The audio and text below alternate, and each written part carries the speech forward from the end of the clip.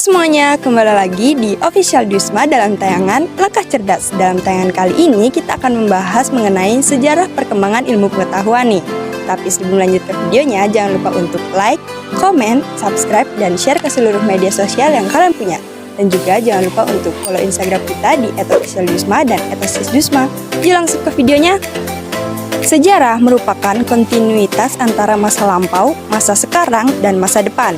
Dalam setiap periode sejarah, perkembangan ilmu pengetahuan memiliki ciri khas atau karakteristik tertentu. Tetapi, dalam pembagian periodisasi, perkembangan ilmu pengetahuan ada perbedaan dalam jumlahnya dalam berbagai literatur. Berikut adalah uraian singkat dari masing-masing periode atau sejarah perkembangan ilmu pengetahuan dari masa ke masa. Yang pertama, zaman purba. Pada zaman ini, percobaan hanya bisa mengamati dan membeda-bedakan saja, dan hasil percobaannya hanya bersifat spekulatif dan error. Semua pengetahuan pada zaman ini hanya diterima apa adanya. Belum ada usaha untuk mencari asal-usul kebenaran tentang suatu kejadian. Yang kedua, zaman Yunani kuno. Menurut Bertrand Russell, di antara semua sejarah, tidak ada yang begitu mencengangkan atau begitu sulit diterangkan selain lahirnya peradaban di Yunani secara mendadak. Memang banyak unsur peradaban yang telah ada di ribuan tahun di Mesir dan Mesopotamia. Namun, unsur-unsur tertentu belum utuh sampai kemudian bangsa Yunanilah yang menyempurnakannya. Yang ketiga, zaman Islam klasik. Zaman ini masih berhubungan dengan zaman sebelumnya, karena awal mula zaman ini pada abad ke-6 Masehi sampai sekitar abad 14 Masehi. Zaman ini disebut dengan zaman ke-8 atau The Dark Age. Zaman ini ditandai dengan tampilnya pada dialog di lapangan ilmu pengetahuan, sehingga para ilmuwan yang ada pada zaman ini hampir semua adalah para dialog. Yang keempat, zaman Renaissance. Zaman ini berlangsung pada awal abad ke-14 Masehi sampai dengan abad 17 Masehi.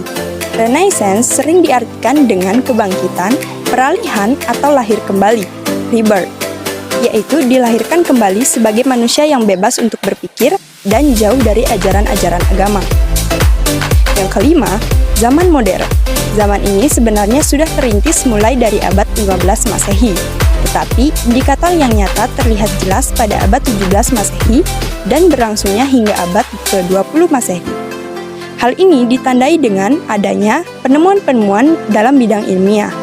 Menurut Slamet Imam Santoso, ada 3 sumber pokok yang menyebabkan perkembangan ilmu pengetahuan di Eropa dengan pesat, yaitu hubungan antara kerajaan Islam di semenanjung Liberia dengan negara Prancis. Terjadinya perang salib dari tahun 1100 sampai 1300 dan jatuhnya Istanbul ke tangan Turki pada tahun 1453. Yang keenam, zaman kontemporer. Zaman ini bermula dari abad 20 Masehi dan masih berlangsung hingga saat ini.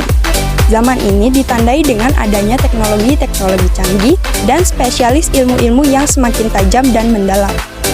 Pada zaman ini, bidang fisika menempati kedudukan paling tinggi dan banyak dibicarakan oleh para filsuf. Hal ini disebabkan karena fisika dipandang sebagai dasar ilmu pengetahuan yang subjek materinya mengandung unsur-unsur fundamental yang membentuk alam semesta.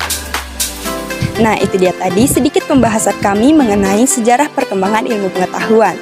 Semoga video kali ini bermanfaat bagi kalian semua ya. Thank you for watching and see you in the next week. Bye!